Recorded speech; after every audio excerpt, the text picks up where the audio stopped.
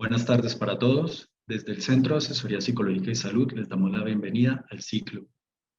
Mi nombre es Mauricio Pérez, soy médico familiar del Centro de Asesoría Psicológica y Salud y seré el moderador del día de hoy.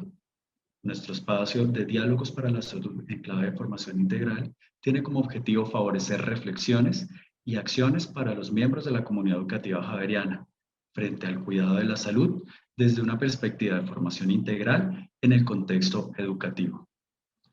Llevando a una visión y contexto global sobre nuestro tema, se debe tener en cuenta que los resultados de luchas sociales, discusiones políticas, junto con la ampliación hacia el reconocimiento de derechos económicos, sociales y culturales, se ha visto reflejado en un marco legal, nacional e internacional que avanza en garantía de derechos para las diversidades de poblaciones, lo cual lleva a que para el día de hoy las políticas sean encaminadas a incluir y a encontrar rutas de atención diferenciales y asimismo a generar acciones afirmativas para diversos grupos. En este sentido, en el enfoque diferencial, se identifican las diversas concepciones, sentidos, lógicas de vida para un pensamiento colectivo y personal que es compartido con el fin de potenciar las acciones diferenciales, las cuales llevan al uso efectivo de sus derechos y la implementación de las políticas públicas. El enfoque diferencial permite comprender y visibilizar las dinámicas de discriminación y exclusión social. Con esto llegamos a acciones para la transformación desde la equidad y el desarrollo humano. Desde la jurisprudencia, el enfoque diferencial está encaminado a propiciar que personas históricamente discriminadas y de especial protección constitucional puedan, en términos de igualdad, acceder, usar y disfrutar de los bienes y servicios de la sociedad. Este enfoque es la respuesta a un principio de justicia y equidad. Dentro de la universidad y más de quienes nos pensamos la salud en el contexto universitario, queremos poder ampliar y reconocer qué significa esto de asumir y contar con atención diferencial, qué retos representa, cómo esta aproximación contribuye con el ejercicio y el disfrute de la salud en clave de formación integral. Para esto, hemos invitado a 3 expertos que nos permitan acercarnos a los conceptos y prácticas de la diversidad e inclusión y las reflexiones, entender a qué nos referimos con el tema y dimensionar su importancia. Así las cosas, el día de hoy en nuestro ciclo estaremos conversando alrededor del tema salud, diversidad e inclusión, por lo cual tendremos 3 invitados que nos compartirán desde sus experticias reflexiones alrededor del tema. Agradecemos a los invitados su disposición para compartir sus reflexiones frente a este tema, que sabemos enriquecerá el camino para el fortalecimiento de la salud en clave de formación integral de todos los que hacemos parte de la comunidad educativa javeriana y en general de todas las personas que accedan al evento. Antes de dar inicio a las intervenciones, explicaré la metodología. La conversación la realizaremos a través de unas preguntas orientadoras con el fin de favorecer la conversación, en la cual iremos dando la palabra a cada uno de los invitados de manera alternada para que todos puedan aportar a las diferentes preguntas. Dicho esto, voy a dar inicio con la presentación de nuestros invitados. En primera instancia tenemos a Alexandra Riveros. Ella ha sido docente de educación media del sector público y ha trabajado en procesos de transversalización de la equidad de género en el sector educativo con el Instituto de Investigación Pedagógica y Educativa IDEP, con la Secretaría de Educación y la Secretaría de la Mujer. También ha trabajado en la implementación de la Cátedra de Estudios Afrocolombianos y en procesos de prevención y atención del racismo. Tuvo la oportunidad de trabajar en la implementación de modelos de educación flexible en el Catatumbo para la atención de jóvenes en riesgo de reclutamiento forzado. Asimismo, ha trabajado como consultor en la Asociación Nacional de Afrocolombianos Desplazados AFRODES para la implementación del enfoque de género en los proyectos sociales de la organización y la documentación de casos de violencia sexual en el marco del conflicto que se incorporaron al auto de la Corte 009 del 2015. El año pasado hizo parte del personal que elaboró el informe sobre los impactos de la pandemia en las mujeres de la asociación. En Arauca estuvo casi 2 años coordinando el proyecto de acompañamiento a sobrevivientes de minas antipersona y municiones sin explotar del departamento y en el fortalecimiento de la Asociación de Sobrevivientes de Minas Antipersona, luchando por la dignidad y la paz, ASODIC Paz. Ha sido docente universitaria. Estas experiencias coinciden con todas las que han implicado la implementación de enfoques diferenciales de acción y sin daño en la promoción de la inclusión.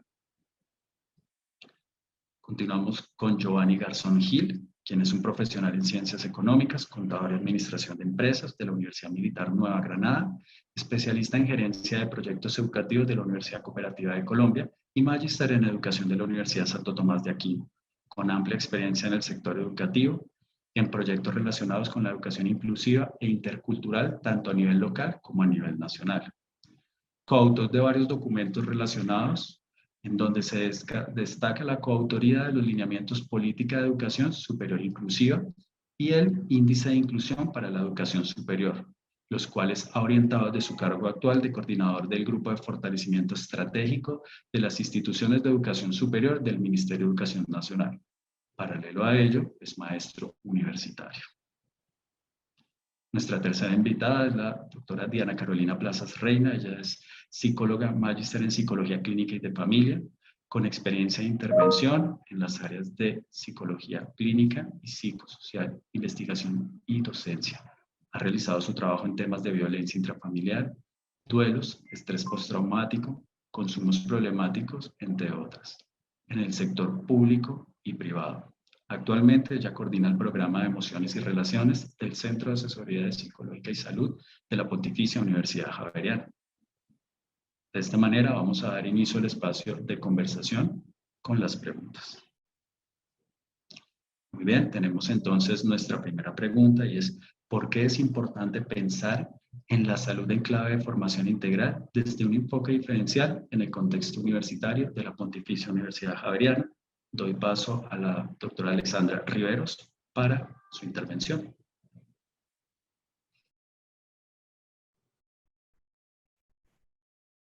Perdón, pero esto de doctora es muy nuevo para mí, Alexandra. Pues yo tengo dos respuestas, posibles respuestas o aproximaciones, que tienen que ver mucho con la reflexión que planteó Carlos Mauricio para iniciar este conversatorio. La primera es que considero que los enfoques diferenciales son como lentes, gafas, que nos permiten reconocer esas dimensiones que hacen parte del ser humano. Por lo tanto, ver qué requieren las personas para fortalecer esos procesos de formación integral. Son lentes que ayudan porque muchas cosas no son visibles desde una sola perspectiva. Esa por una parte. Y la segunda es que creo que la salud desde los enfoques diferenciales nos permite no discriminar. Permite que las personas accedan a los derechos, a los discursos, a los saberes que requiere la salud. Voy a dejarlo hasta allí.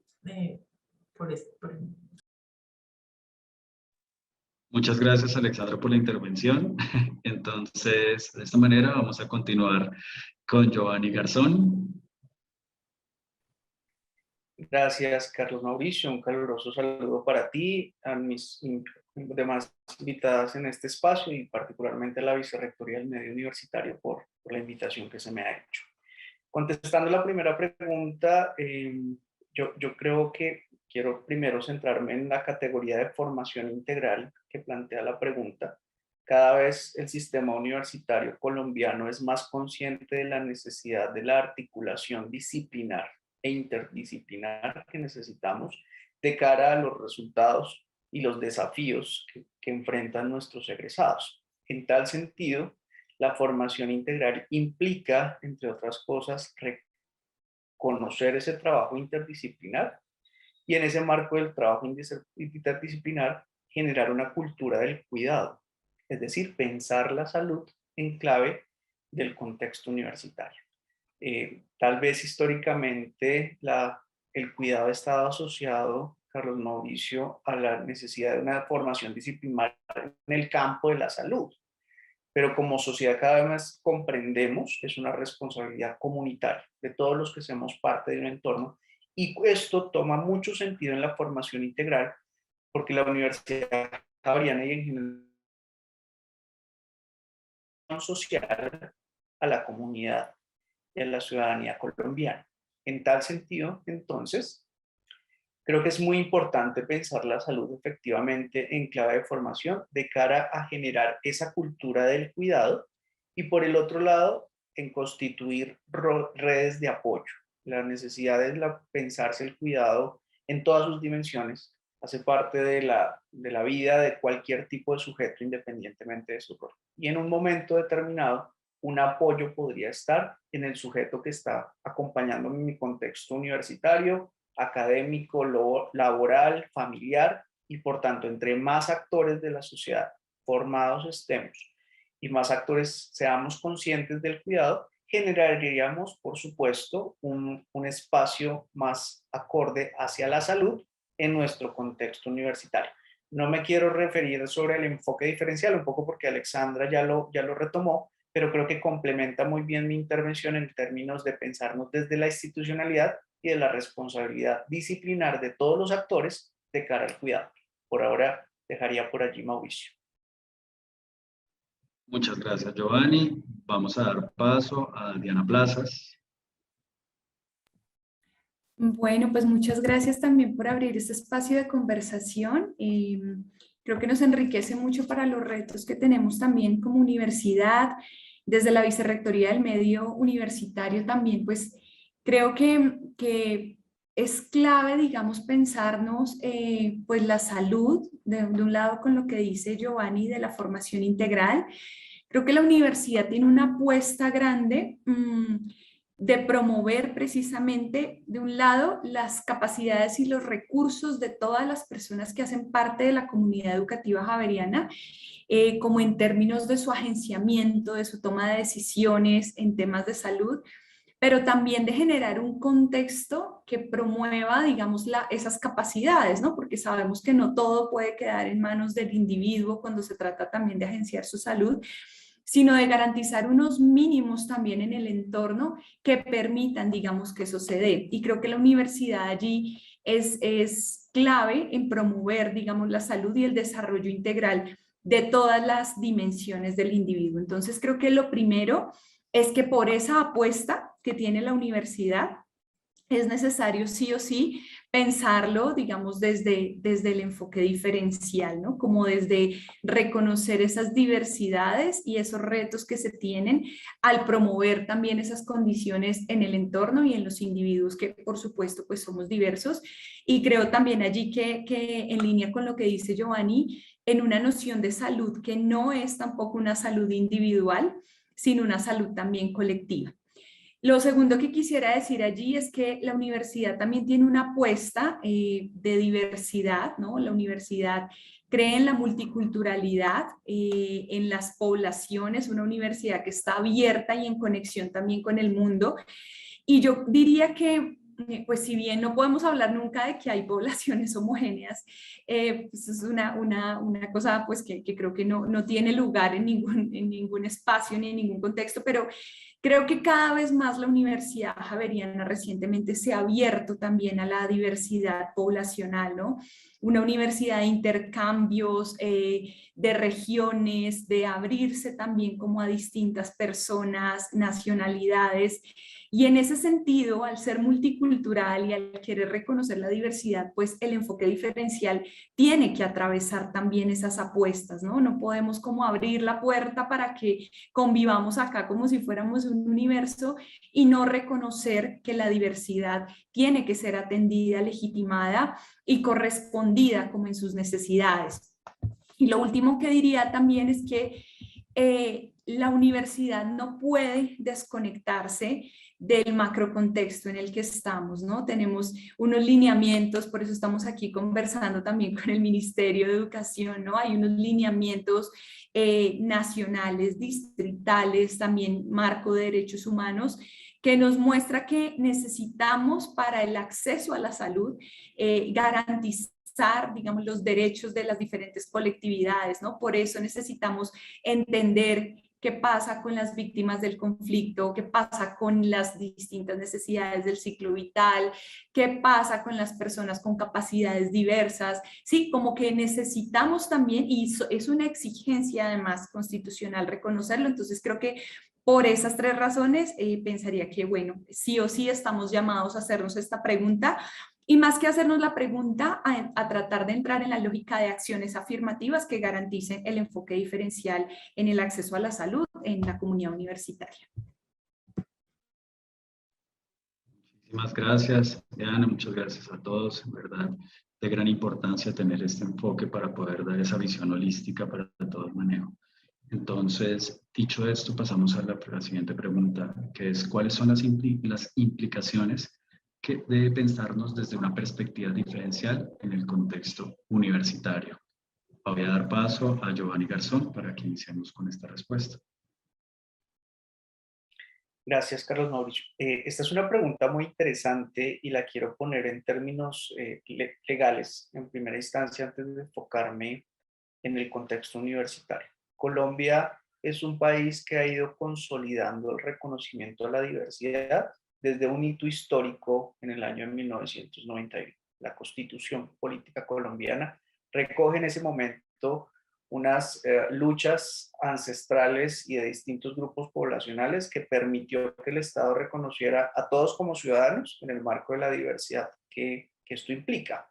Sin embargo, la Constitución es muy reciente, Carlos Mauricio, y esto ha hecho que todavía en nuestras generaciones encontramos distintas barreras alrededor de reconocer esa diferencia, ese otro desde un punto de enunciación tal vez distinto al nuestro.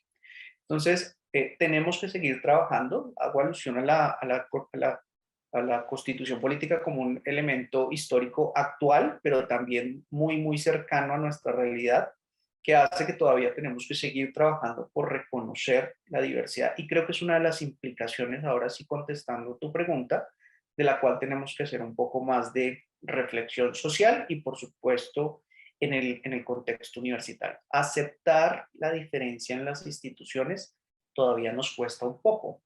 Y esto no solo en términos de la diversidad institucional. Cuando ampliamos este enfoque a la comunidad educativa, encontramos diversidad entre nuestros maestros, entre nuestros administrativos, entre el contexto más cercano de las instalaciones de la universidad. La diversidad está presente, latente, constantemente en los sujetos, pero a veces todavía no somos tan conscientes de ello. En ese sentido, entonces, hay que seguirnos pensando en la perspectiva de reconocer la diferencia, reconocer al otro y darle un voz y una posición al otro en el marco de las dinámicas institucionales, en primera instancia.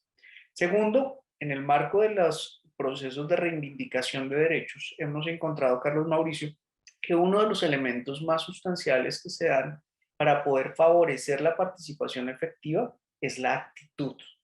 Muchas veces la actitud es la barrera que no permite que el otro, desde un punto de enunciación distinto, desde la diferencia, pueda participar en igualdad o equidad de condiciones en un contexto.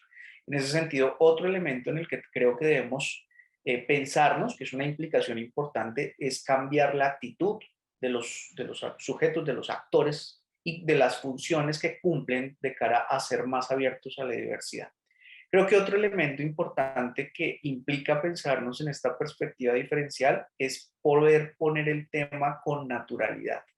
Hay cosas de las que no se habla, hay cosas que se dan por hecho.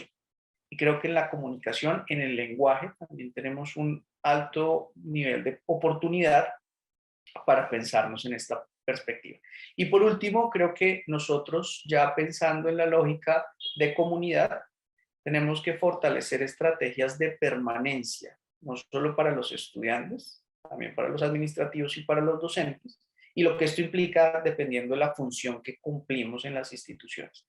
Y tal vez de cara a articular lo que estamos hablando de diversidad con salud, uno de los elementos importantes implicaría también pensarnos en líderes afectivos, en redes de apoyo, que lo había mencionado previamente, que nos permitan la articulación, hacer conciencia de la diferencia y volverlo algo naturalizado en un contexto determinado. Si la institución favorece en estos aspectos que he enunciado, por iniciar la conversación a esta pregunta, unos avances importantes, seguramente vamos por buen camino para la transformación en ese sentido. Gracias. Muchas gracias, Giovanni. Muy interesante esa visión. También teniendo en cuenta toda la pluriculturalidad en toda una comunidad educativa. Doy paso a Alexandra Riveros. Sí, yo también cuando lo primero que pensé con esta pregunta es, ¿cuáles son las implicaciones para quién? Porque pues son muchas implicaciones. Un montón de camello para una gente, un montón de incomodidades para otra y un montón de oportunidades para la mayoría, yo creo, para toda la comunidad, ¿no? Creo que la primera implicación es el impacto a eso que Giovanni hablaba de la actitud social, la actitud individual. Es decir, el primer impacto es la transformación cultural, ¿no? O la cultura, o sobre la cultura, o sobre el relacionamiento. Yo creo que hay que hablar, pues es decir, el tema de que tengamos que pensarnos la diferencia y además de producir una atención diferencial, hay que decirlo, se lee y se siente a veces en primer momento como incomodidad. Pues porque yo en mi clase así y todas las personas se me aprenden de memoria tales cosas y hacer el examen, o todas las personas van a presentarme el examen por escrito y por escrito con el ferito, no en braille, por ejemplo. Entonces, pues lo primero es que me provoca un cambio, ¿sí? Y ese cambio me desacomoda. Pero también resulta que yo soy una profe en Derecho y tengo una estudiante Wayuu para la cual su noción de territorio es una cosa colectiva y nosotras estamos aquí hablando de propiedad privada, ¿cómo hacemos este diálogo intercultural? O no, o es que esa muchacha no puede aprender. ¿Sí? Entonces es estrellarme con un discurso de una manera en la que yo procedo y que necesito ampliar para que pueda contactarme con otras personas, para que otras personas lo puedan aprender o se puedan beneficiar, bueno, en fin. Entonces, bueno, ahí hay una tensión. El programa de inclusión en la universidad trabaja, por ejemplo, promoviendo temas de ajustes razonables. Y ahí vemos la oportunidad de la aplicación de lo diferencial, ¿no? Y es cuando se hace un ajuste diferencial, por ejemplo, para estudiantes con baja visión o para estudiantes con Asperger. Ese ajuste que se hace para todo el curso beneficia a todo el curso, ¿sí? Claro, el prejuicio, porque una implicación cuando hablamos esto de transformación cultural, de la actitud, es el estereotipo, el prejuicio, ¿no? Eso es lo primero que entra allí. Entonces se piensa, no, es que hacer esas cosas, eso baja la calidad educativa. Entonces, no, porque le baja la calidad de la educación, ¿no? A veces la inclusión tiene por sinónimo en el imaginario bajar la calidad, cómo dañar las cosas, ¿cierto? Y eso tiene una profunda relación con una mentalidad colonial de la que somos hijas e hijos todos, ¿sí? Entonces, pero cuando aquí en la universidad hemos visto que ese ajuste que se hace beneficia a todo el grupo. Para el estudiantado, entre comillas, muy grande, es normal, y voy a usar esa palabra porque eso es lo primero que hay que remover, entender que la diversidad es lo normal, que les ha costado mucho trabajo en la historia y en la sociedad homogenizarnos, pero todas las personas se benefician del ajuste. Ahora, imaginémonos en lo personal y en este componente de formación integral, lo que es estudiar con una persona diferente a mí. Entre más radical, entre más encuentro de diferencia, pues yo más me enriquezco que cuando estoy como con la gente más similar a mí. Entonces yo creo que ahí hay unas implicaciones diversas. Para la institucionalidad, pues también hay unas en términos administrativos, de plantearse cosas, de preguntarse cosas. Yo soy de las que considera que el enfoque diferencial requiere acción afirmativa y eso es muy difícil porque pues hay muchas tensiones y resistencias en diferentes ámbitos y la acción afirmativa es muy importante justamente por lo que Giovanni decía y es necesitamos un escenario de equidad. Primero, necesitamos ponernos a un nivel mínimo, de condición mínima para arrancar todas y todos. Entonces, oigan, yo hablo mucho, además hasta aquí, porque si no, no habría de tiempito allá. Gracias, Alexandra. Muchísimas gracias. Doy paso a Diana Plazas. Bueno, no, muchas gracias, Alexandra, me hiciste reír con ese comentario, porque no, nos vamos apasionando también del tema y pues esa es como la consecuencia. Yo quiero como, ahora que lo mencionabas, claro, como que yo pensé en esta pregunta muy desde el para quién y me paré en la institución, ¿no? Creo que ahora que nos haces ver como esos otros para quiénes, pues claro, resulta bien enriquecedor. Yo quisiera complementar un poco como en esa línea de lo que ibas diciendo de la institucionalidad. Yo creo que una vez una institución se compromete también con asumir esta perspectiva, este enfoque diferencial, pues tiene que saber que eso hay que hacerlo bien, ¿no? Y eso lo hemos visto como en la evolución, o pues uno puede notar en otras instituciones la evolución del término, ¿no? Ahora hablamos de inclusión, pero en otros escenarios era antes la reintegración, la reincorporación, ¿no? Como otras nociones que era, bueno, acá permito que esta persona con estas capacidades distintas o esta diversidad esté, pero no se garantizaba mucho este tema de la equidad, de la igualdad, ¿no? Como de garantizar realmente un proceso inclusivo, ¿no? Donde la garantía de derechos esté para todas las personas. Entonces creo que esa es la primera implicación, ¿no? Que el reto es real, que hay que hacerlo bien y con esas acciones afirmativas que tú estabas mencionando, ¿no? Que eso no es tan fácil de hacer.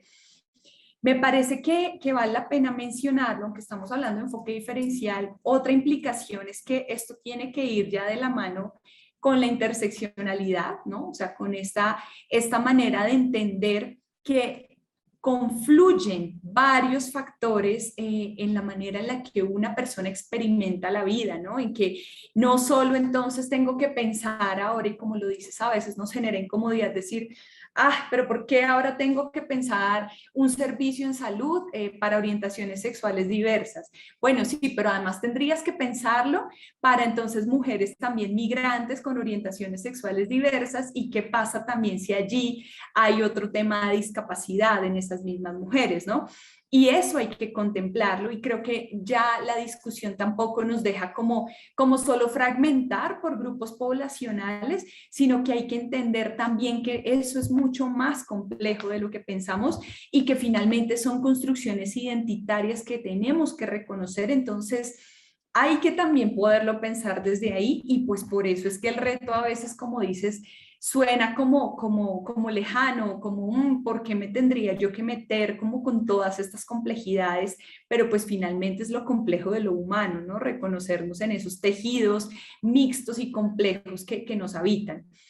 El otro tema, y acá quiero como poner un ejemplo, y es, ok, reconocemos lo diferencial, pero el reto permanente también para toda la comunidad universitaria es desde dónde pensamos la diferencia, ¿no? Porque entonces también, bueno, cogemos un manual, que alguien me explique qué es el enfoque diferencial, y desde aquí, como lo decías al comienzo, Alexandra, me pongo las gafas, entonces ya digo, esto es una persona racializada, o esta persona entonces necesita este tipo de atención, pero resulta también que esos lentes son una manera comprensiva, pero yo necesito de todas maneras siempre retarme al comprender la diferencia, ¿no? Quiero ponerles un ejemplo que hemos tenido también en los procesos de acompañamiento que tenemos acá en la universidad, y es que ya hemos venido construyendo un proyecto de atención a la población que llamamos con mayores vulnerabilidades, ¿no? Y sabemos mucho que la vulnerabilidad casi siempre cuando leemos documentos está muy asociada como a la línea de pobreza, ¿no? Es como que la vulnerabilidad casi siempre se comprende solo desde lo socioeconómico. Y bueno, empezamos desde allí a pensarlo, y los datos y las cifras, porque pues tenemos una comunidad universitaria, voy a decir un número, 30.000 personas, pues necesitamos apoyarnos en las cifras y en los datos, en las características sociodemográficas, y empezamos a filtrar, digamos, por estrato, ¿no? Pero el estrato no es solamente lo que me arroja el número, ¿no? O sea, sabemos que la estratificación sí es una medida, pero yo necesito entrar y ahondar también en el dato para comprender mejor esa diferencia, ¿no?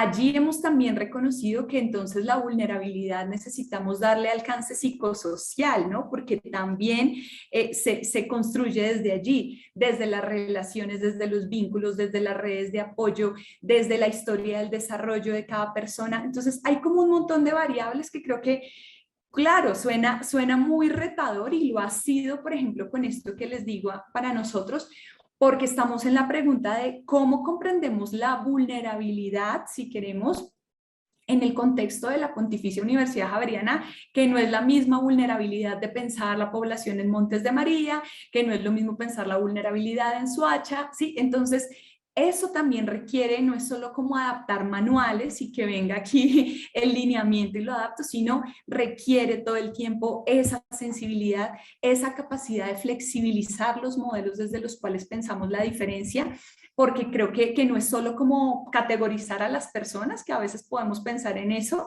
y desde allí pensar que entonces como encontré un grupo de comunidad LGBTIQ+, entonces ya sé qué es lo que necesita esta población. No, incluso allí siempre hay que afinar la lectura y estar dispuestos a retarnos con ese reconocimiento de lo otro, de los otros y de la diversidad. Creo que ese sería también el punto y ya no hablo más también porque me emociono. Muchas gracias, Diana. Definitivamente, pues, es un reto llevar la educación tomando en cuenta la perspectiva desde la inclusión del enfoque diferencial, pero yo creo que esto, pues, no solamente debe ser un reto, sino un propósito para todos. Entonces, dicho esto, pasamos a nuestro tercer punto. Nuestra tercera pregunta es, ¿cómo el reconocimiento de la diversidad e inclusión contribuyen a la salud integral en una comunidad educativa? Entonces, pues, Diana, ya que tú venías contándonos, pues, continúa y regálanos tu visión para tu respuesta.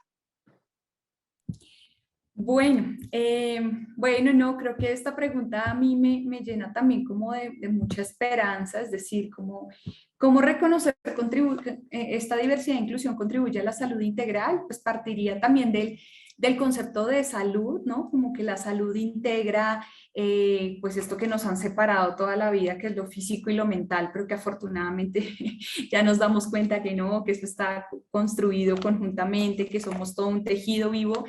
Y creo que reconocernos en eso, o sea, es que la palabra ya reconocimiento de mi singularidad, de mis condiciones, de mi historia, eso ya es sinónimo de salud, ¿no? Que yo pueda acercarme a un sistema de salud y que yo no solo sea el grupo poblacional en riesgo porque tenga cierta edad y por eso me recomienden algo, o que entonces yo soy joven y entonces piensan que como joven yo ya tengo unas características y entonces hay que prevenirle solo los consumos y hay que hacerle recomendaciones sobre la sexualidad porque es joven, sino que la diversidad y el enfoque diferencial garantiza que haya una lectura también específica de quién soy yo, de cómo confluyen todos estos distintos factores en mi manera de vivir la vida.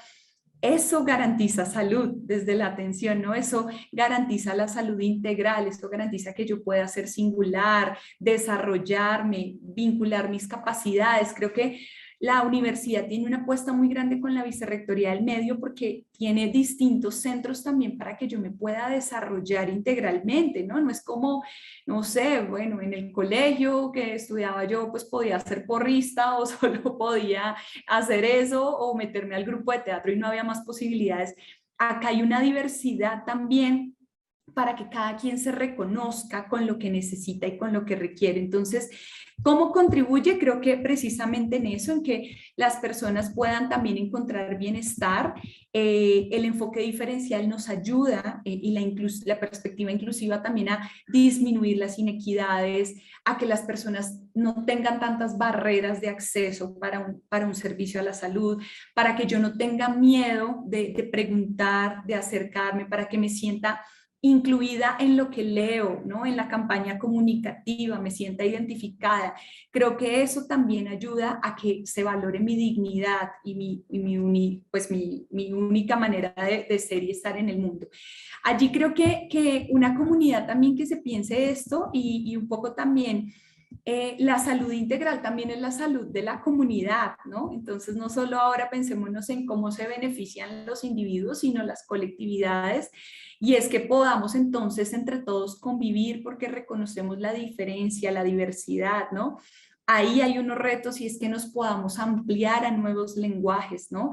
Esto del lenguaje inclusivo, y no quiero como abrir, eso sería otra conversación, pero eso molesta, ¿no? Como por qué, sí, como si el lenguaje hubiese nacido de una mata de plátano y lo hubiéramos arrancado y fuera natural y esencialista.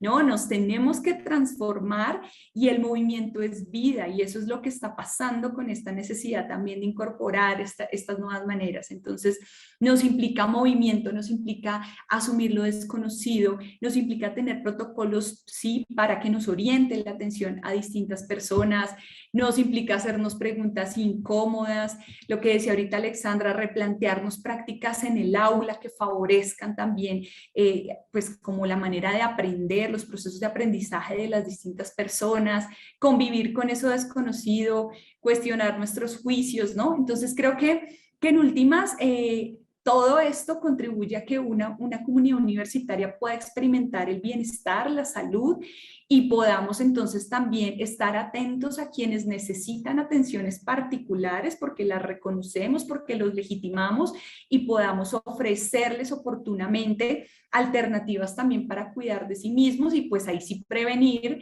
digamos, el otro extremo que es la enfermedad, ¿no? Que es como también eso, o el malestar también que pueden llegar a sentir algunas personas que a veces está muy vinculado como a esas condiciones de exclusión. Gracias. Muchas gracias, Diana. Doy paso a Alexandra Rivero.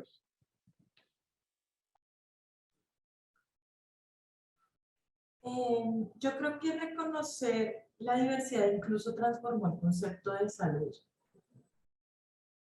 Salud ya no es no estar enfermo, salud ya es bienestar, y esa noción más grande de bienestar, de reconocimiento de derechos, pues se fue construyendo a partir de que se iba reconociendo diversidad también.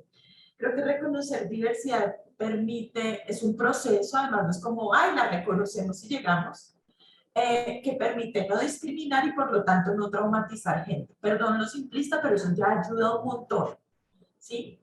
Cuando yo como una mujer gorda voy al médico y el señor no me va descartando por eso, ya me está ayudando un montón porque me da acceso a salud y además no me está haciendo sentir mal conmigo misma, produciéndome ahí unos impactos psicológicos, por ejemplo. O sea, es decir, el reconocimiento de la diversidad transforma el relacionamiento con la salud, entonces es un impacto muy chévere. Y en la universidad además creo que puede permitir producir unos saberes distintos sobre la salud, que mejoren las respuestas, que nos permitan abrir caminos investigativos que den respuesta a las necesidades de las personas. Yo creo que ahí hay una gran oportunidad de producir un saber sobre la salud que cada vez sea también más incluyente. Creo que en efecto también traigo acá, pues es incómodo y trae unos retos, pero en una universidad creo que es un lugar en el que tiene posibilidades de crecer en muchos aspectos, ¿no? Entonces, si yo cambio esas relaciones en los entornos universitarios que fomentan el pensamiento crítico y demás, creo que estoy haciendo un aporte importante a la sociedad. Yo también creo que aquí está puesta del vicemedio en la que se trata de pensar la formación integral en unas dimensiones que le permiten a las personas tramitar sus asuntos, los que todas las personas tenemos desde diferentes lugares, desde la salud, desde el acompañamiento psicosocial, desde el arte, desde el deporte, que empieza a abrir todas estas puertas. Yo creo que ya ahí hay un buen aporte. Lo dejo hasta ahí. Bueno, también me parece muy importante, hay algo que es muy importante, que también les empieza a permitirnos cuestionar la patologización de todo, ¿cierto? Es decir, estos cuerpos diversos, cuando se reconocen como unos cuerpos válidos, también transforman la sociedad, ¿cierto? Cuando no tienen validez, pues muchas veces, muchas patologías que se han transformado, diagnósticos, bueno, recordemos que, por ejemplo, la homosexualidad estuvo en el manual como una enfermedad, como una desviación, como una ¿no? Entonces empezar a reconocer esos cuerpos empieza a darles lugar, ¿no? Se empieza también a permitir otros relacionamientos. Hasta ahí. Muchas gracias, Alexandra. Continuamos con Giovanni. Gracias, Carlos Mauricio. Yo me quiero referir en primera instancia a lo que la pregunta denomina o designa como comunidad educativa. Creo que esta denominación nos pone ya per se un desafío, en el sentido que no es lo mismo pensarse un contexto académico de la primera infancia, de la básica y la media, y de la educación superior. Creo que nos daría un espacio de conversación como este para desarrollar cada uno. Particularmente cuando hacemos alusión a las instituciones de educación superior, el reconocimiento de la diversidad y la inclusión no es un discurso que en la práctica, la prestación del servicio de la educación superior sea muy antiguo. Todo lo contrario, estamos hasta ahora incorporando estos discursos en la administración y gestión propia de las instituciones de educación superior. Nosotros tenemos en Colombia, de manera general, instituciones existentes hace 200, 300 años y les ha costado bastante, Carlos Mauricio, pensar la diferencia en la prestación del servicio.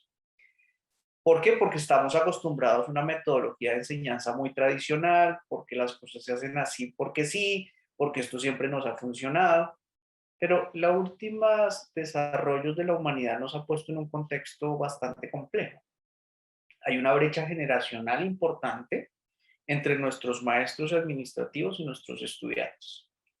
Hay un desarrollo en términos de la formación, de las tecnologías de la información y las comunicaciones que nos ha puesto en otras dinámicas de relación mundial y local que no estábamos acostumbrados. Hay unos desafíos pedagógicos en términos de las nuevos conocimientos que todo el tiempo se desarrollan, que ponen en choque nuestros programas curriculares y la última intención de sacar egresados acordes a las necesidades laborales y el contexto social en los que nos encontramos. Entonces, en ese sentido, pues existe una tensión natural en una institución de educación superior, para no hablar de comunidad educativa.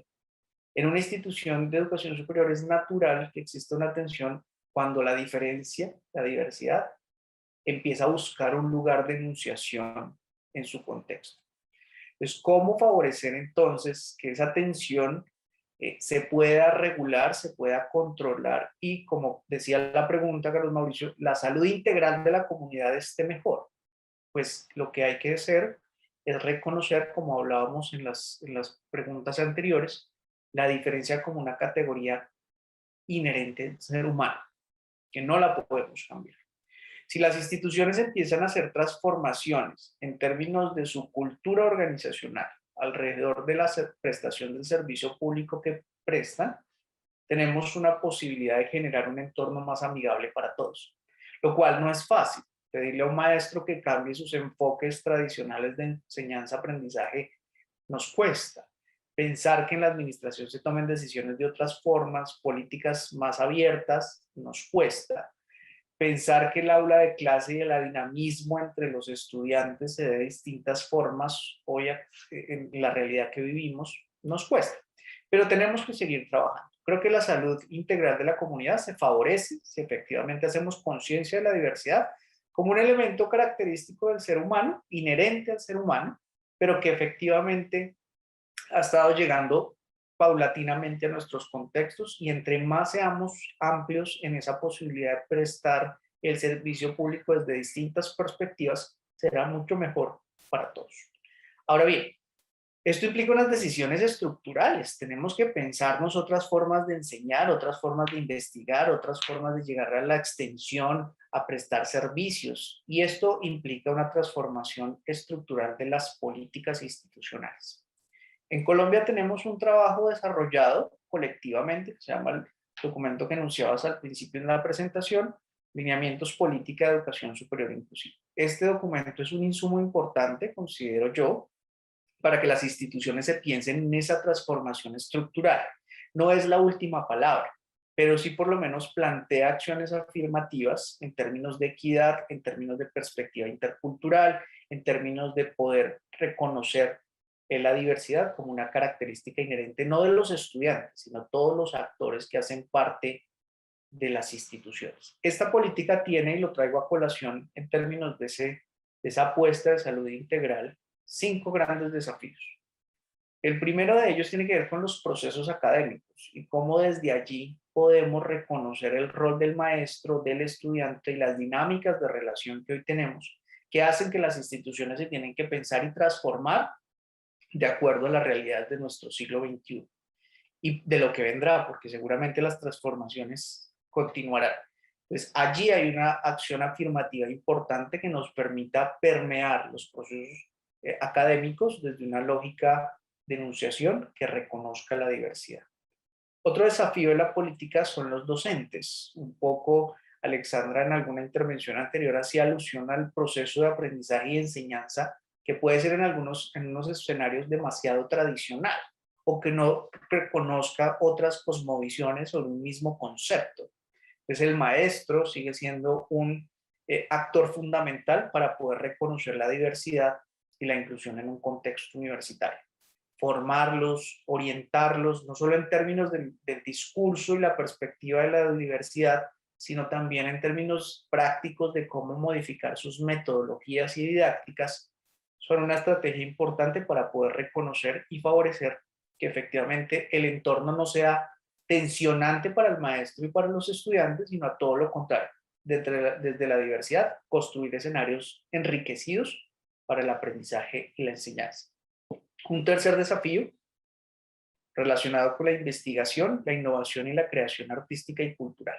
Las transformaciones sociales, lo decía muy bien Diana y Alexandra en sus intervenciones, nos cuestan, nos generan tensiones, a veces hasta generamos nuevas perspectivas que no necesariamente cumplen con lo que esperaríamos, como es el lenguaje inclusivo, decía Diana hace un momento.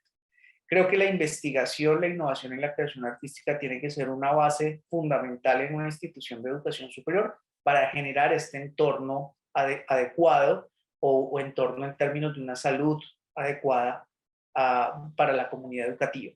Si nos aprovechamos estas perspectivas de la diversidad para alimentar la investigación, los productos investigativos, la extensión de una institución de educación superior, generaremos insumos que contribuyen a la sociedad, pero también a la transformación misma de la institucionalidad.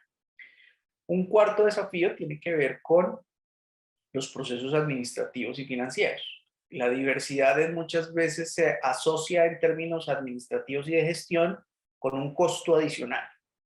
Y esto no es cierto. Hay transformaciones de forma, de procedimiento, que favorecen que el otro no encuentre barreras y no le cuesta nada a la institución. ¿Dónde hay que hacer la transformación? En las políticas, en los procedimientos, en las actitudes que hablábamos previamente.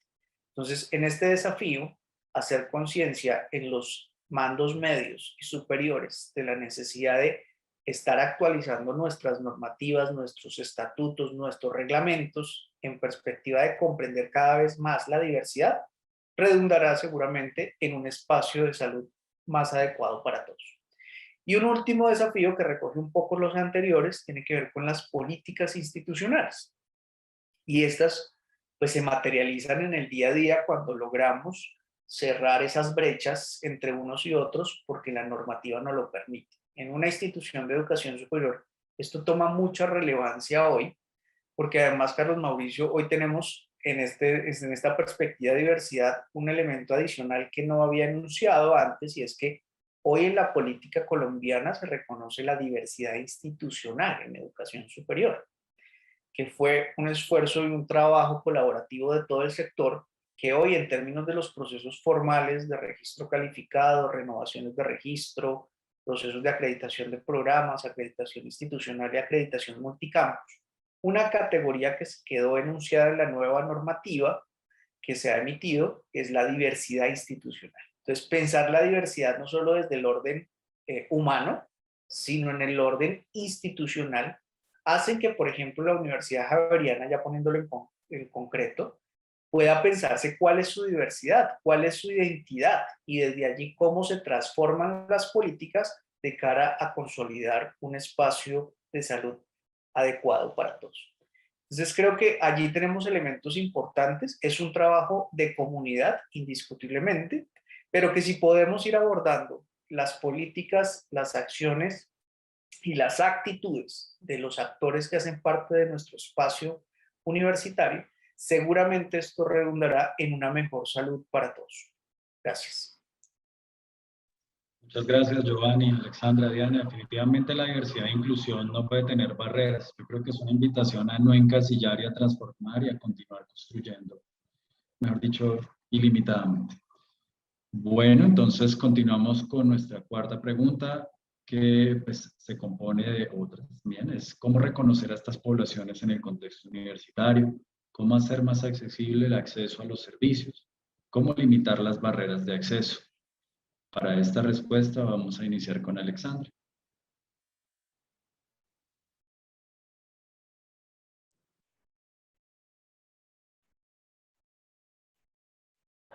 Yo creo que durante esta conversación ya se han dado ciertas pistas al respecto.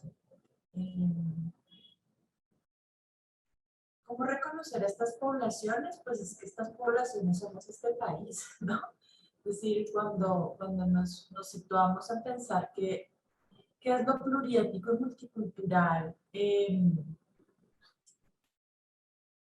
pues allí estamos también pensando incluso en reconocer, por ejemplo, la cultura sorda, ¿sí? No como una condición física solamente, sino como aquí hay una producción de saber y relacionamiento, ¿no? Yo creo que el ámbito universitario, en tanto que produce saber también, tiene esa capacidad de reconocer a las personas, ¿no? A todas las personas, porque a veces también el tema de las poblaciones, hay un discurso social que relaciona población con vulnerabilidad. La vulnerabilidad es como a donde se lleva, a donde son empujadas las personas, ¿no? Por estas barreras que se han construido histórica y social y culturalmente. Entonces, pues en la universidad yo creo que primero hay que reconocer que las universidades son unos escenarios históricos, producidos históricamente, que no nacen para ser inclusivos, ¿no? Que se fueron transformando. Es decir, en este país había un carnet de pureza de sangre para ir a la universidad, ¿no? Así empezamos. Y eso implica unos ejercicios de construcción allí, en cómo construimos entonces estas instituciones para que sean, y me encanta eso que hablaba de la categoría de diversidad institucional, justamente porque es como todo lo que se produce socialmente se puede transformar. ¿Cómo se hacen más accesibles los servicios? Bueno, yo no sé si se limitan las barreras, sino más bien cómo buscamos la eliminación de las barreras. Creo que también vale mucho preguntar y dialogar con esas poblaciones, ¿sí? Como, ¿qué es lo que le facilita a usted su saber? O sea, también en esta relación de corresponsabilidad. Por ejemplo, en los procesos de acompañamiento a estudiantes con funcionalidades diversas y discapacidades, clave preguntarle a la persona usted cómo se siente, cómo se nombra, qué necesita, y desde ahí empezar a construir con esa persona, no suponer como ay, porque esta persona no ve, es ciega más bien, entonces esta persona necesita aquí y la infantilizo o tengo porque eso también implica, eso es un ejercicio de violencia, sino que reconocer que esta persona tiene todo un potencial que desarrolla y que ya sabe también que requiere. Creo que es importante cuestionar más bien. Yo cuando pienso en poblaciones digo, bueno, ¿y quiénes no somos poblaciones? ¿No? Más bien cuestionar cualquier noción de normalidad, de centro, de neutralidad, ¿cierto? Creo que eso es creo que eso es muy potente para empezar a eliminar estas barreras y a posibilitar el reconocimiento.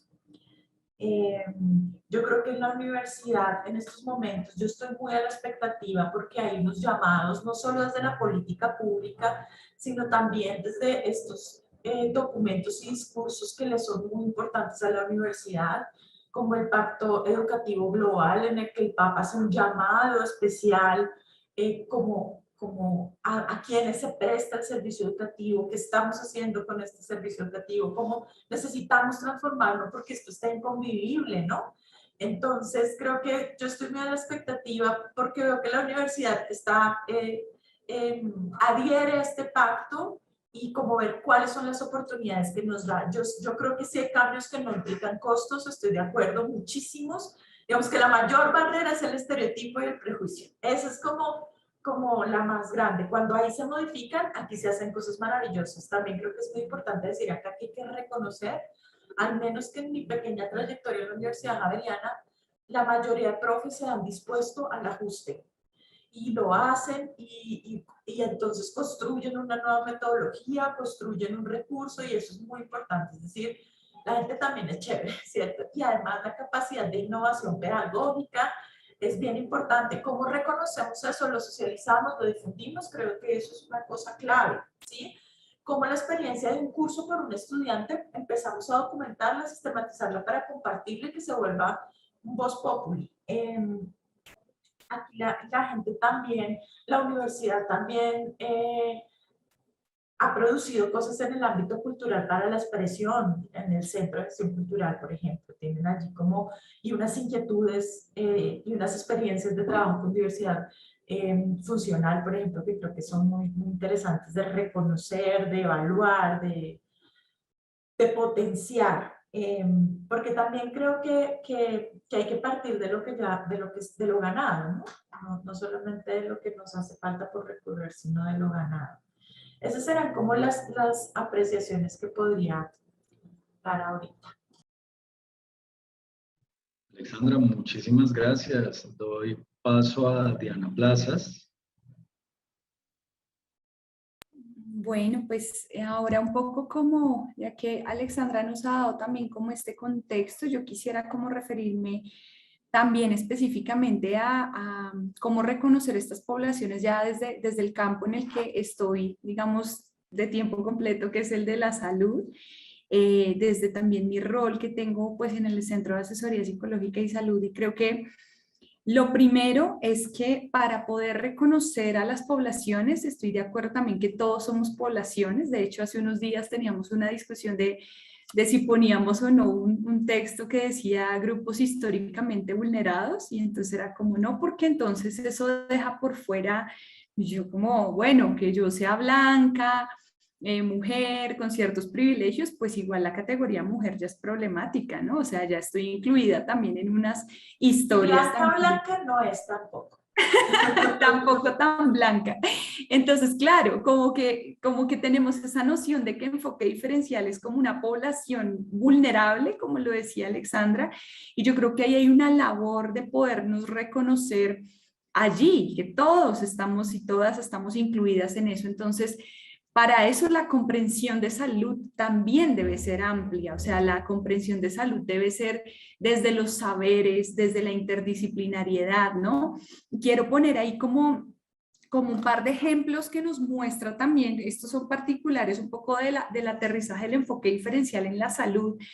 Uno es este ejemplo reconocido que no sé si conozcan y es también como todo el estudio que se ha hecho del infarto, ¿no? Como en mujeres, bueno, y en hombres, digamos que hay una mayor prevalencia, y bueno, y nuestro médico familiar moderador por ahorita también, si ve que algo estoy diciendo, ahí raro que me contradiga, pero digamos que hay una alta tasa de infarto en hombres, ¿sí?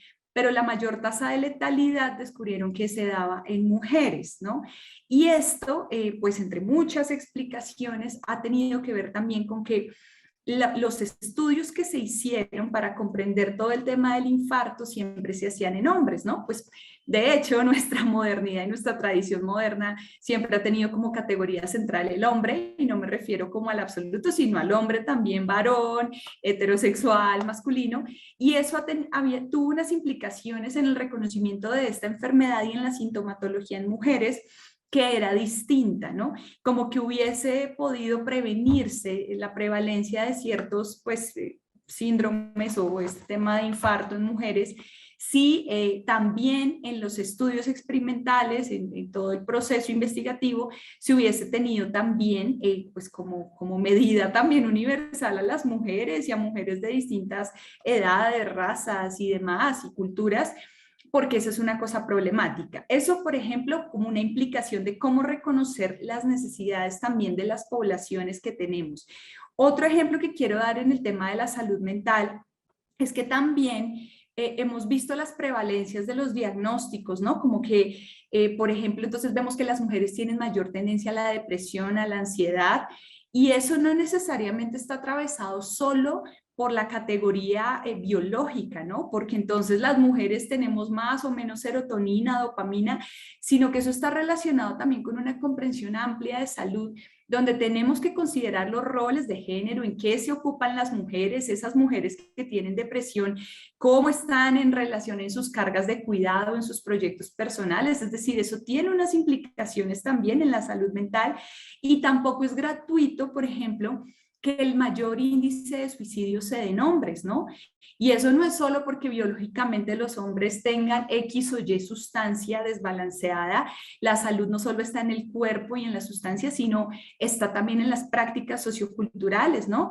El machismo, por ejemplo, y la manera en la que los hombres tienen que demostrar, bueno, ojalá cada vez menos, una masculinidad tradicional, fuerte, dominante, ¿no? De no expresar emociones, pues eso tiene que ver, y quizás la pregunta pase por ahí también ¿será que esto tiene que ver también con los suicidios en hombres más que en mujeres, ¿no?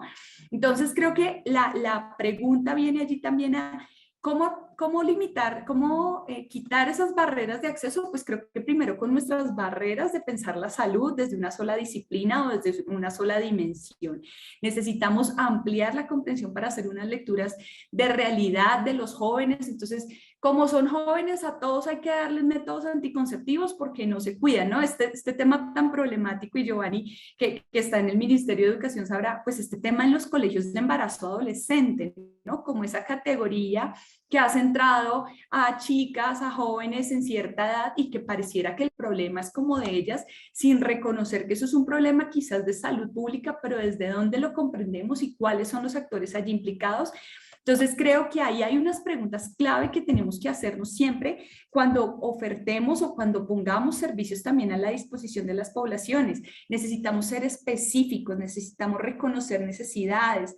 Como lo decía ahorita Alexandra, necesitamos hablar con las personas, ampliar las categorías que la literatura nos vende, no leer al joven, ¿no? Que día escuchaba una canción que siempre dice una cosa es el indio y otra cosa la antropología, ¿no? O sea, una cosa es la categoría como de la disciplina, pero otra cosa es acercarme e intentar entender las prácticas que están allí para poder ofrecer servicios. Entonces, en eso tenemos un reto desde la prestación de servicios de salud, que creo que allí podemos hacer la diferencia. Si yo encuentro un servicio de salud sexual y reproductiva amigable también con mi construcción identitaria, con cómo me posiciono en el mundo, si entiendo también las corporalidades diversas, si entiendo también las distintas necesidades de ciclo vital atravesadas por la cultura, sus prácticas y sus saberes, creo que es mucho más probable que lleguemos a las poblaciones, porque la prevención universal es un efecto de pensar que todos somos iguales, ¿no? Entonces, todos los jóvenes consumen sustancias psicoactivas, bote servicios de prevención allá para todos, pero la prevención universal a veces cae en el tema de que colectivamente no a todos eso nos cala, ¿no? Y entonces lo que pareciera costoso, porque a veces parece costoso hacer cosas específicas, pues a veces es más costoso lanzar un montón de ofertas que no llegan a nadie, ¿no? Porque nadie se siente reconocido porque están tratando de poner un hombre blanco universal allí que, bueno, que no se reconoce como en esas diferencias. Entonces creo que particularmente ya para cerrar mi intervención, desde el Centro de Asesoría Psicológica y Salud también estamos en esa labor de pensarnos cómo llegar cada vez más a reconocer lo diferencial, cómo ofertar servicios de salud que disminuyan esas barreras de acceso y saber que no somos la única ruta de salud, es decir, no somos los que tenemos que tener todas las respuestas, sino el enfoque diferencial también se trata de articularnos con rutas integrales de atención en salud y saber que hay atenciones oportunas, pertinentes en toda la ruta también interna y externa a la universidad. Esto también es una labor de cooperación intersectorial e intrasectorial, donde podamos entonces también unirnos y los saberes y los lugares más indicados para lo que las personas pues realmente necesitan. Entonces, bueno, con eso cerraría mi intervención. Gracias. Anita, muchísimas gracias. Entonces, ya para concluir, continuamos con Giovanni. Gracias, Carlos Mauricio. Yo me uno, por supuesto, a la intervención de Alexandra y Diana en el sentido de que tal vez la pregunta no debería estar centrada en reconocer poblaciones, sino reconocernos como sujetos partícipes del contexto universitario. Con esa claridad, creo que lo primero que tenemos que hacer para reconocernos es conocernos, autoconocernos. Creo que un ejercicio que socialmente, un poco en la lógica que plantea Diana, de imposición social de unos roles, masculino, femenino y unas funciones sociales en esa lógica, no nos conocemos. Es impresionante cuando uno puede hacer ejercicios de análisis y entender que somos muchas dimensiones que nos hacen ser lo que somos. Entonces, en el nivel individual, hacer procesos de autorreconocimiento, por supuesto acompañado de profesionales en el campo mucho mejor, sería excelente. Ahora, en el nivel institucional, planteaba yo hace un momento que hoy estamos logrando en la normativa reconocer la diversidad institucional como una característica también inherente de nuestro sistema. Entonces, tenemos que seguir fortaleciendo los procesos de caracterización. Si no nos conocemos, si no nos reconocemos en la universidad, en el espacio académico, pues no vamos a saber cómo difundir, cómo hacer accesibles los servicios, cómo consolidarlos, cómo innovarlos, porque no nos reconocemos. Pues esto toma mucha relevancia, Carlos Mauricio, porque nosotros tenemos una dinámica de prestación del servicio que cada 5 años, cada 5, 6, 4 en algunos casos, cambia nuestra población estudiantil. Pues hay un movimiento constante que hace que la institución que tenemos hoy no es la misma de hace 4 o 5 años. Y las necesidades, las características de los sujetos actuales pueden ser muy distintos a los que yo tenía cuando pensé en una estrategia o en un servicio. Entonces, caracterizar sigue siendo un elemento importante que las instituciones hacen, pero hacer cada vez caracterizaciones más completas nos permiten efectivamente reconocernos como sujetos en un contexto específico, en este caso, por ejemplo, en la Universidad Javeriana.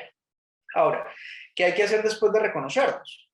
Que todos, lo hablábamos en una de las preguntas iniciales, tengamos voz en igualdad de condiciones. Si yo reconozco al otro, pero no le doy la posición al otro para que aporte, para que contribuya, para que ponga en tensión, no estamos realmente haciendo mucho. Entonces, la voz, la participación efectiva de todos los sujetos se vuelve relevante cuando nosotros queremos efectivamente lograr ese reconocimiento de nuestro entorno. Si eso lo logramos, creo que allí entonces redundan acciones en varios niveles, en términos de bienestar en general, no hablo del área de bienestar, sino bienestar de la comunidad, en términos de salud, que comparto perfectamente la intervención de Diana en términos de los retos y desafíos que hay que seguir implementando en esa lógica de salud, pero también creo que podemos particularmente con los estudiantes fortalecer o hacer más accesibles los programas de bienestar y particularmente de orientación socioocupacional. Muchos de nuestros estudiantes nos desertan antes del tercer semestre por razones económicas, familiares, pero algunos otros porque no encuentran su lugar de enunciación dentro de nuestras aulas de clase. Entonces, acompañar más de cerca a los maestros y a los estudiantes puede ser un elemento importantísimo para favorecer que efectivamente tengamos servicios cada vez más accesibles. Cuando un sujeto encuentra un entorno amigable, una mano amiga, un apoyo, es más fácil que pueda presentar en ese escenario sus incomodidades, sus frustraciones, sus necesidades. Sea docente, estudiante, administrativo, no importa, pero que sea un entorno amigable, un poco en lógica de salud mental, como hablábamos previamente, Diana lo planteaba, podamos efectivamente tener un entorno que no genere una barrera comunicativa o elimina un poco esas barreras del acceso si lo logramos. Otro elemento que quiero enunciar rápidamente, lo mencionaba Diana, en dos sentidos, pero que quiero retomar. Una es en términos de género. Dicen por ahí, me acordaba escuchando a Diana, que los hombres no lloran, pero sí se suicidan. Y nos contaba Diana un poco en términos estadísticos esto qué implica. Creo que el reconocernos también implica reconocer particularmente la categoría de género biológico en términos de las funciones sociales, las presiones sociales que tenemos unos y otros, y cómo desde allí también se pueden hacer servicios y procesos de comunicación distintos o con enfoque diferencial para unos y otros, y favorecer efectivamente el acceso a los servicios que se planteen para cada población.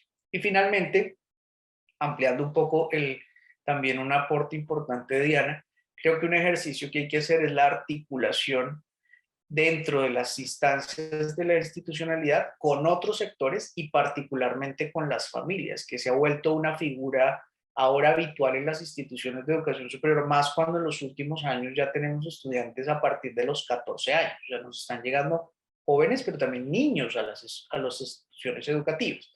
Entonces esto implica entonces unos nuevos diálogos que favorezcan que con terceros, como la familia u otros sectores, podamos efectivamente hacer esas rutas de articulación. No podemos solucionarlo todo, no es nuestra competencia es el servicio educativo, pero clarificar esos puntos de articulación, esas rutas de encuentro con otros sectores y otros actores, favorecerá efectivamente limitar un poco las barreras del acceso y favorecer una oferta de servicios que sean oportunos para todos los actores que lo necesiten. Creo que eso serían los elementos que recojo en parte, por supuesto, y dándole los créditos a Alexander y a Diana por sus intervenciones anteriores, y unos elementos adicionales que quería compartir. Muchas gracias.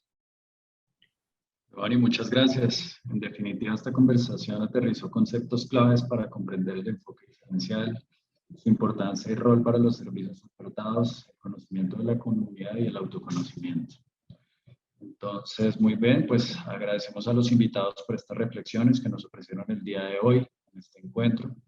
Estamos seguros de que esta conversación y las reflexiones suscitadas nos aportan elementos y comprensiones importantes para seguir construyendo puentes entre la salud, el arte, la cultura y asimismo continuar enriqueciendo el abordaje y la comprensión del ser humano desde una mirada integral. Para todos, que terminen de tener una feliz tarde.